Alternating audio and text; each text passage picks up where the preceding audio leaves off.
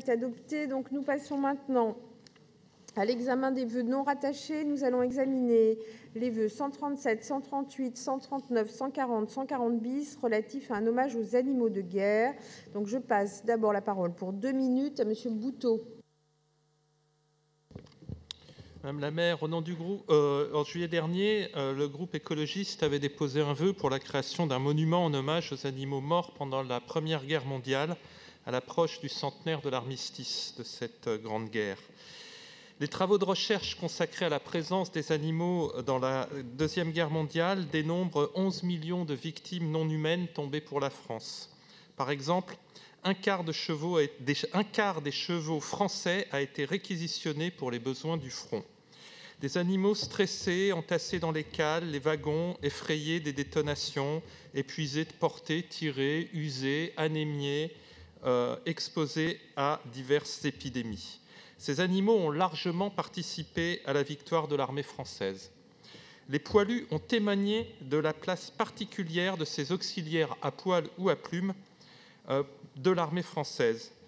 L'armée française elle-même a décoré et cité à l'ordre de la nation le pigeon vaillant pour avoir transporté un message important au travers des fumées des tirs ennemis. Au-delà de cette dimension utilitaire, ces animaux ont aidé par leur présence les soldats à survivre dans l'enfer de la guerre industrielle. Leur rendre hommage, ce n'est pas nier le mérite des soldats, c'est au contraire valoriser la vie sous toutes ses formes. D'autres capitales et villes de taille moyenne ont consacré des monuments aux animaux morts pour la patrie. Ottawa, Bruxelles, Canberra, Londres, par exemple. Une prise de conscience a eu lieu ces derniers mois. Les conseils d'arrondissement des 6e, 7e et 14e arrondissements ont adopté des vœux en ce sens.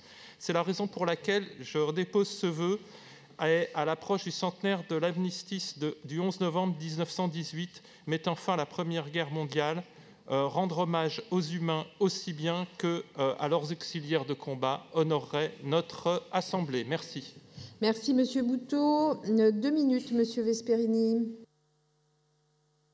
Oui, je ne veux pas faire de redite après ce qui vient d'être dit par le maire du 2e arrondissement de Paris. Il s'agit là donc d'un vœu qui a été déposé et porté par Jean-Pierre Lecoq en tant que maire du 6e arrondissement et auquel se sont associés Marielle de Sarnez et moi-même en tant que conseiller de Paris du 6e arrondissement de Paris. Il s'agit tout simplement par ce vœu d'engager la ville de Paris à reconnaître davantage, à reconnaître pleinement le rôle qui a pu être joué par les animaux pendant toutes les guerres, d'ailleurs pas seulement pendant la Première Guerre mondiale. Je crois qu'il faut aussi qu'on élargisse tout cela. Je veux dire, il n'y a pas que la Première Guerre mondiale qui a été consacrée, qui a vu le sacrifice animalier le plus impressionnant. Il y a aussi des épisodes, il y a également des guerres, notamment je pense aux guerres napoléoniennes, qui ont vu également énormément de chevaux transformés en héros, mais aussi transformés en victimes, voilà, en chair à canon, comme les nombreux hommes qui ont servi sous les drapeaux, parfois dans des guerres utiles, mais parfois dans des guerres inutiles. Mais je ne veux pas lancer le débat là-dessus. Il faut aussi évidemment tenir compte, à travers ce vœu, du bien-être animal, de la dignité animale, je dirais. La dignité animale, ce qui fait qu'un animal n'est pas une chose. Cette dignité animale qui, de plus en plus, est reconnue dans la société, dans l'opinion, et qui fait débat. Et nous devons nous en réjouir, et c'est la raison pour laquelle nous avons déposé ce vœu. Si j'ai bien compris, il y a un vœu de l'exécutif qui fait suite à notre initiative et naturellement Jean-Pierre Lecoq est d'accord pour retirer son vœu si évidemment le vœu de l'exécutif nous permet d'avancer concrètement sur la reconnaissance du sacrifice animalier. Merci. Merci Monsieur Vesperini. Je passe la parole à Madame Dauvergne, toujours pour 2 minutes. Madame le maire, mes chers collègues, les cérémonies qui ont marqué le centenaire de la Première Guerre mondiale ont mis à l'honneur l'utilisation des animaux pendant le conflit. Les récentes recherches historiques dédiées à ce sujet font apparaître que pas moins de 11 millions d'animaux, dont des chevaux, des chiens, des pigeons, ont été utilisés pour soutenir, informer, appuyer ou secourir nos troupes. Ce secours, cette compagnie offerte aux soldats, fait déjà l'objet d'hommages rendus dans plusieurs villes de France. Le 7e arrondissement, qui compte aujourd'hui le plus de chiens rapportés au nombre d'habitants, est très sensible à ces enjeux. C'est d'ailleurs sur le boulevard Raspail que le chien Vitrier, attaché au 26e bataillon de chasseurs cyclistes, a été retrouvé après avoir parcouru plusieurs centaines de kilomètres depuis le front. C'est aussi dans le 7e que furent installés 2 sites majeurs de réquisition des équidés. l'ancienne caserne de la Tour-Maubourg, située aux Invalides, et l'ancien Magique Cabaret, qui était situé à l'angle de l'avenue Bosquet du quai d'Orsay. Fort de ces sites historiques dans la mobilisation des animaux qui sont partis au front, nous souhaitons que la ville s'empare de ce sujet et rende hommage aux animaux de guerre, et notamment aux chiens vitriers retrouvés dans le 7e arrondissement. Par ailleurs, il nous semble aujourd'hui pertinent, à la lumière des derniers travaux de recherche, d'installer un panneau « Histoire de Paris » à l'emplacement du Magique Cabaret, détruit en 1920, et de l'ancienne caserne La Tour-Maubourg, lieu de réquisition des équidés. Il ne s'agit en aucune manière de mettre sur le même pied les animaux et les soldats, et encore moins de réduire le travail de mémoire dû aux soldats, mais bien de rendre un juste hommage à leurs compagnons. Je vous remercie. Merci beaucoup. Je vais passer la parole à Madame Simonet pour 2 minutes.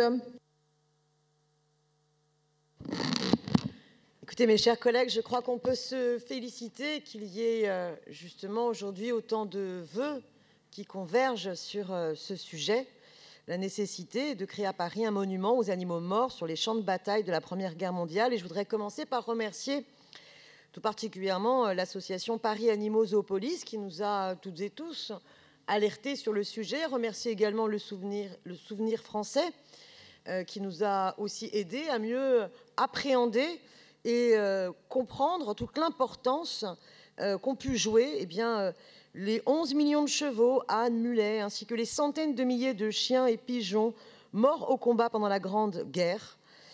Tous ces animaux qui ont joué un rôle extrêmement important, qu'il s'agisse du secours qu'ils ont pu apporter aux soldats, ou bien les aidant à survivre dans l'enfer de la guerre industrielle, et à occuper leur temps en les accompagnant, en jouant un rôle déterminant au niveau du moral. Et je pense que c'est vraiment important de prendre conscience à la fois de ce sujet de la souffrance animale et qui exige de nous cette reconnaissance. Comme cela a été dit par d'autres collègues, il ne s'agit absolument pas de mettre sur le même plan les êtres humains et les animaux, mais comprendre qu'il faut aussi rendre hommage à l'histoire des animaux de guerre, des animaux et de leur rôle pendant la Première Guerre mondiale. Et d'ailleurs, nombre de témoignages de poilus eux-mêmes en parlent. Et mes collègues ont avant moi cité nombre d'exemples déterminants. Il y avait jusqu'ici une absence sur le territoire de Paris, capitale de la France, de monuments mémoriels élevant hommage aux animaux morts, aux animaux de guerre. Et donc, il fallait absolument rectifier, à la différence de Londres, Bruxelles, Ottawa ou encore Canberra, qui en ont déjà un. Et je tiens à saluer le vœu de l'exécutif qui va rendre possible, par le biais de la mise en place d'un groupe de travail, le fait qu'enfin on va pouvoir avoir une forme de stèle dédiée aux animaux morts au combat et travailler à cela. Je pense qu'on peut s'en féliciter. Je vous remercie. Alors, pour vous répondre pour 2 minutes, Madame Vieux-Charrier. Bien, comme j'avais eu l'occasion de l'exprimer dans ma réponse aux 2 vœux du groupe écologiste de Daniel Simonet au Conseil de Paris, ce n'est pas tant une opposition à un hommage aux animaux tués lors des conflits humains que nous avions opposé. Et d'ailleurs, si ça avait été le cas, nous n'aurions pas pensé depuis plus d'1 an, donc bien avant que ce sujet ne se présente à notre hémicycle, à un événement spécifique évoquant notamment les chevaux de guerre dans le cadre des 25 événements culturels et mémoriels autour du centenaire de l'armistice qui vont se dérouler dans les mois à venir. Je vous invite d'ailleurs à venir à la projection du documentaire de Serge Tignière, Cheval de guerre, une histoire française, le 23 octobre prochain à l'auditorium de la ville de Paris à 18h. C'est un très important documentaire qui parle justement de la souffrance des animaux sur le front. Les réserves que j'avais formulées concernaient surtout la méthode et la forme. Et à de nombreuses reprises et sur des sujets divers qui concernent ma délégation, j'ai eu l'occasion de rappeler que sur des sujets très importants, il faut prendre le temps de la concertation, de la réflexion, pour ne pas faire les choses dans la précipitation. Nous pouvons considérer aujourd'hui que c'est chose faite. Au-delà de la demande portée par les associations de défense animale, je me suis entretenue avec les différentes associations mémorielles et d'anciens combattants concernés par le sujet, et au premier rang desquels le Souvenir français. Dans la mesure où cette demande ne leur paraît pas de nature à introduire une confusion entre la mémoire des hommes et celle des animaux, j'estime en effet que les conditions sont réunies pour que nous pensions à un hommage aux animaux tués lors des conflits humains. Je dis bien tous les conflits humains, pas uniquement la Grande Guerre, et je l'avais souligné d'ailleurs lors de mes précédentes interventions. Les animaux ont toujours été mobilisés dans les conflits qui ont traversé les siècles, et il est donc important de penser à un hommage qui ne soit pas restrictif ni dans le temps ni dans l'espace. Vos vœux le démontrent d'ailleurs fort bien. Plusieurs lieux pourraient accueillir cette mémoire animale. Nous ne pouvons raisonnablement démultiplier les hommages, alors que nous nous inscrivons précisément dans une démarche inverse avec le monument aux morts parisiens, des Parisiens, par exemple, de rassemblement. C'est pourquoi, à la lumière de tous ces vœux différents, des arguments développés et des explications que je viens de fournir, je vous propose de retirer vos vœux au profit d'un vœu de l'exécutif qui soutient la création d'un groupe de travail auquel, évidemment, tous les groupes politiques seront associés, pour étudier la forme de la stèle dédiée aux animaux morts au combat, le libellé du texte qui leur portera reconnaissance et le choix du lieu qui l'accueillera à Paris.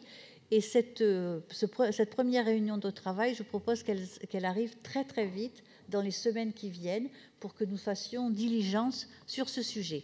Je vous remercie. Merci beaucoup. Alors, je vais demander au groupe écologiste s'il maintient son vœu.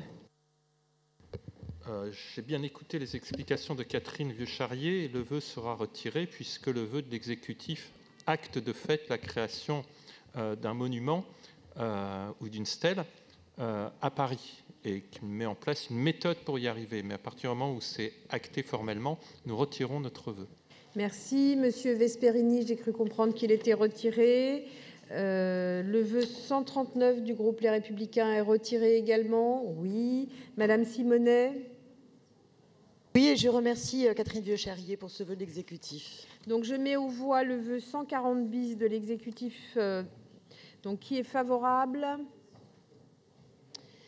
Qui est contre? Qui s'abstient? Donc, il est adopté à l'unanimité. Je vous remercie.